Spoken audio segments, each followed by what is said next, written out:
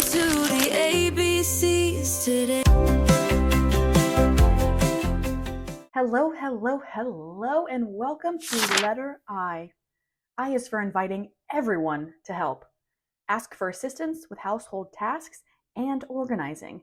Use kid-friendly tools to make it fun, or invite a friend over for accountability. So rather than jump right in as I normally do, I have a housekeeping update. Yay, how exciting. Maybe not housekeeping, it's not like a task, just an update. I joined a breathwork facilitator training program that's going to be 6 months long, and we're having to post videos online and put ourselves out there so that we can practice as facilitators. And so the reason I'm telling you this is that I just did one of our first official breathwork ceremonies, and my energy levels are just slightly elevated. I am rolling high, basically, of life and love and everything good about it. So we'll see how this episode goes. But I'd love to hear feedback if this one sounds any different from others. And anything you have to say, I'm always willing to hear it. So let's delve in. So letter I. Of course, we all know, and I hope recognize, that organizing your home does not have to be a solo mission. In fact, unless you live alone, organizing your home should never be a solo mission. When everyone is involved in the house, then it creates a home and or haven that works for everyone because everyone's input is included and utilized. And plus, if everyone chips in, it's so much easier, it's faster, and it's always more fun when you share tasks with the people that are around you. And it makes it more sustainable, right? Because you're not most likely, hopefully, going to be as overwhelmed. Things won't pile up because you're sharing the load, and so it won't have the opportunity to build up and become overwhelming. So what can we expect today? We're going to cover benefits of getting help from kids, if you have roommates, partners, friends, whomever is living inside the house. Some fun, practical ways to get other people involved, which hopefully does not involve nagging. And then the different skill sets and or personalities that make organizing easier. So diving in, why should we never organize alone? Well, studies show that clutter increases stress and anxiety, which I'm sure you've heard, that the cortisol levels just skyrocket. And this affects everyone in the home, not just the person who is responsible for household responsibilities. And then the American Cleaning Institute found that 78% of people feel more productive in a clean, organized space. Would you agree with that? Do you find that you yourself are more productive and or just calm if a space around you is organized? What about your office or where you work out or where you sleep? Do you notice a difference when there's clothes everywhere, paper everywhere, to when it's transformed into an organized space? Do you sleep better? Do you work better? Are you more productive? Are you less stressed? I'd love to hear about it. Let me know. And then also our last fun little study is from the National Soap and Detergent Association. Didn't even know that existed. Estimates that 80% of household clutter is due to disorganization and not actually to a lack of space. Meaning that disorganization is a shared issue within a household. So basically, when everyone helps contribute to household tasks and responsibilities, it helps reduce the physical and mental load of maintaining a home, and also lays the foundation for tidying up and organizing and putting things back away to become habit rather than just a chore that's assigned to you. So we'll start with kids first, but why do we want to get them involved? One, so many studies have been done now, and I feel like I've talked about this before, but it teaches responsibility and independence, and it creates lifelong skills that they'll take into adulthood and actually be more successful adults. Huge. And the studies are showing you can start at age 2 or 3. So no matter the age of your children, start them on household tasks. And I would recommend that you call them tasks and not chores, because it's the responsibility of everyone in the house, not just one person, mom or dad or whomever. It is everybody's responsibility to take care of the house. So what tasks can we do to take care of our home? That's how you'd want to lead with those responsibilities. You also, when you are assigning kids to these tasks, it helps them feel an ownership over their space. If they're the ones that are responsible for keeping their rooms tidy, the first time that they can't find that clean pink shirt that they have to wear on Friday, they're going to look at their room in a new way and realize that, oh, I never put that pink shirt in the hamper. My bad. And then hopefully next time it makes it into the hamper and they either do their own clothes or you do them for them. But it's allowing them to realize the consequences of not doing it and then changing their behavior so that hopefully in the future they are actually doing the task that is assigned to them. And it's also just encourages teamwork and like communication. So if you have one child, 10 children, if everyone's doing household tasks and working together, it's kind of like a team, you know? Everyone's doing this. It's just what we do. It's not anything special or unique or like, oh, I have to do it. It's just habit. Everyone's doing it. You all work together and you create this beautiful space around you, one that everyone can enjoy as well. And one of the huge benefits with kids, I feel, is when you don't have huge clutter or messes or things, or you can't find things, right? Because they're searching for that homework that the dog you didn't have ate. It creates less conflict. It creates less stress. It creates less hiccups in your day-to-day routine because one, they ideally know where everything is. For the most part, you'll still lose things or misplace things from time to time. But for the most part, all of those running around looking for something is reduced because they've taken ownership of their stuff, their backpacks, their homework, where their shoes are, their clothes that they need. It's all on them to get things ready. And they don't lose it as much.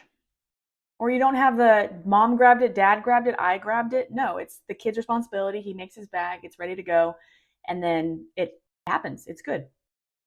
Most likely the kids are responsible for their own cubbies at school, their backpacks, they take things to school, and for the most part, bring it home.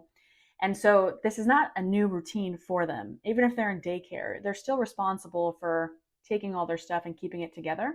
And so you're just bringing that task, bringing that responsibility home to their stuff at home. But there are ways that you can make it more fun. So definitely gamify it or use a timer or song, something of like, let's see if we can clean up before this song ends. Can we do this one room? Can we do these Legos?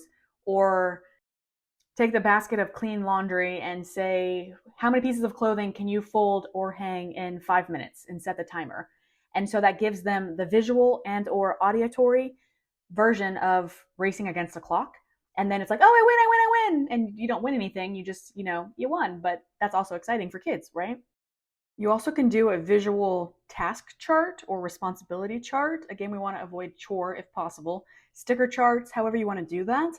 But the key here is not to have tangible rewards. You don't want to give them a prize or a present for just doing a responsibility that is theirs, correct? So if you go the reward route, you'll do a non-tangible reward. So if you do 7 out of 7 and accomplish all of your responsibilities for that week, you'll get one-on-one time with Auntie Steph, or an extra hour to spend on your favorite hobby, whether that's playing with Legos, reading, running in the backyard, biking, etc. If you have multiple children, one-on-one time with mom or dad is also a lovely personal reward. Or you let them choose. Hey, what do you want if you accomplish 7 out of 7 of these responsibilities? What reward do you want? And allow them to tell you.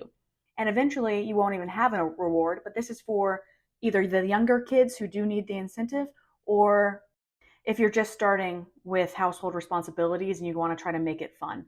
And plus the chart is a great visual so that they can see their progress. And our brains also get that slight dopamine hit when we check something off or put a sticker by it to show that we did it. But then secondly, it's also cool to see, oh, mom already did her tasks for the day or brother did his. And so you'll be able to use that as a kind of accountability as well. And then last little bit regarding kids is you can always let them choose their own space to organize. So for me personally, I will always choose to do the dishes over cooking. If I find a man that can cook for me, I will do dishes every night. Still looking for that unicorn. But have them choose. Figure out what tasks each kid likes to do and then let them do those ones. We might have to do some negotiating depending on if they hate all the tasks, but maybe you just find, again, a fun way to gamify it or use a timer or figure out what incentivizes them and what makes them excited. And then use that as incentive to do the household responsibilities that are going to be assigned to them. Okay, so now roommates, partners, family members, adult people, basically we're looking at your 16 years and older and anyone that you share a house with and you share household responsibilities with. So, what I want to preface this section with basically is that despite significant progress in gender roles, the division of household responsibilities still remains uneven. So, while both men and women now typically work full time jobs, some do, some don't, but typically work full time jobs, many of the recurring daily household tasks, such as the cooking, cleaning, childcare, still tend to fall directly on the women who are still working 40 hours a week. So the responsibilities generally handled by men, like the yard work, finances, overseeing bills, etc., tend to occur less frequently, so like weekly and or even quarterly. And so to make a more balanced household, I just recommend that your partners, roommates, whomever, you guys have an open discussion about time commitment required for each task so you can work towards a division that ensures equal responsibilities and time allotted so that one person is not carrying majority of the burden of time while the other one doesn't, even though tasks are divided equally, but the time of the tasks are not divided equally, if that makes sense. So basically, I would just suggest that you do have that conversation with everyone in the household and you assign the tasks that people enjoy and or can tolerate. And that prevents one person from shouldering the majority of the household tasks and then also helps prevent that person from burning out, right? Plus, what I like when you divide a household responsibility task sheet, you get the person that enjoys the task doing the task, which just puts better energy into the house. So if somebody loves to cook, again, that unicorn, they're going to love being in the kitchen. They're going to love cooking and creating and making fun food, which just causes that great energy to go into the food, which everyone's eating in the house, causes that great energy to spread throughout the house so that it affects, again, everyone in the house. They're in a great mood. The food's in a great mood. The house is in a great mood. It's like a win-win situation, right? So with adults, basically you want to assign zones. So each person will have their own area to maintain, and you can always switch it up. Or if somebody has, like I mentioned, a task that they are tolerating, they do it for a week and then it moves on to somebody else. And then maybe someone loves to cook, they keep cooking. Someone loves to vacuum, they keep the vacuum task to themselves. But you just alternate each week the task that each person only tolerates. And that way you're not having to do it 24/7 for the entire month.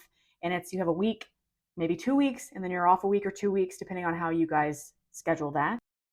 And then I would recommend a shared calendar, which you can do like through Google Calendar for the household tasks, or even printing off a visual task sheet so that everyone's reminded of what they are assigned. Because the key here is to avoid one person having to micromanage these tasks, right? The point of assigning the tasks is so that the taskee takes ownership, just like we talked about with the kids. And so if one person has to keep reminding another person or nudging them, or like, hey, you have to go do this task, that task is technically on the nudger's mental brain list. And that's what we don't want. You're still adding to the mental load of household tasks, and we don't want that. So we have to trust that everyone will do their part, that they are agreeing to the tasks that have been assigned to them, and it will happen. And you can always set up the parameters, like it has to be done by every Sunday, or it has to be done every night before we go to bed, or it has to be done XYZ. It's up to you guys and what works for your household. It's going to be customizable per everybody. And then have meetings once a month, sit down until it goes into a smooth rhythm. Keep meeting and talking about things, and it has to be an open discussion of love. Don't be defensive and just chat about it. You can also make it social, right? Do it together. I love to put on music and just start cleaning or reorganizing my house. And if somebody's there with me, it's even better. And so you could always make it like a fun time, or every night at 9 p.m. I've talked about that nightly 15, 20-minute reset constantly. It's huge and key, especially when you start something off. And then once you get into the rhythm, you can always push it back to every other day or even once a week. But everybody needs to take responsibility and ownership of the house and not put it on one person. So just don't let yourself be that one person where everything in the house falls on you, even if that includes reminding other people to do stuff. Create the list. They have to look at that list. You could create the nudge of every morning you have a Google alarm go off that says, check your responsibility task list, whatever you want to call it, the house love list, however. But you could have that be the nudge. So it's not you nudging, it's automatic. So it's not something you have to keep in your brain to remind people. Or if you see something, a sock that's left out, you don't have to nudge somebody to do that. Now, kids will still need a nudge or two. They're young, they forget, they have zero desire to do any of this.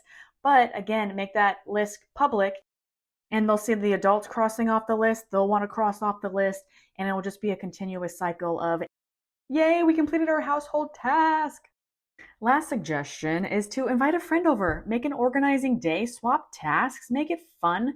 You can get on a video call and you each are organizing your house together while you're Zooming or putting your headphones and walk around the house, picking up however you want to do that. Or create an organizing challenge with your friend group. Who can donate the most items in a day, or who can spend X amount of minutes a day, hours in a week putting their house to rights, getting their house organized, getting rid of clutter, making sure that things are put away properly. So however it is that you need the accountability, think of your friends. They're definitely underutilized asset in your life, and they may need your help just as much as you need their help for accountability.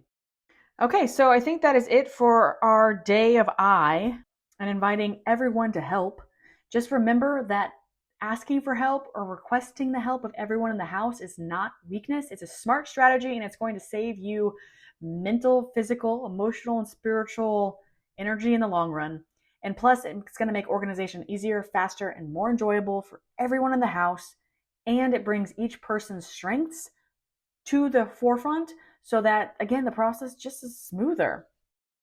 So let me know who you invited to help with an organizing task this week, and or what you did to involve the entire household. Post it on our Facebook group, ABCs of Home Organization. I would love to hear from you. Let me know how it goes. And just remember that getting organized is not about perfection. It's about creating a space that empowers you and makes your life easier. To recap today's episode, we talked about inviting your kids to help, adults that live in the household to help, and your friends to help.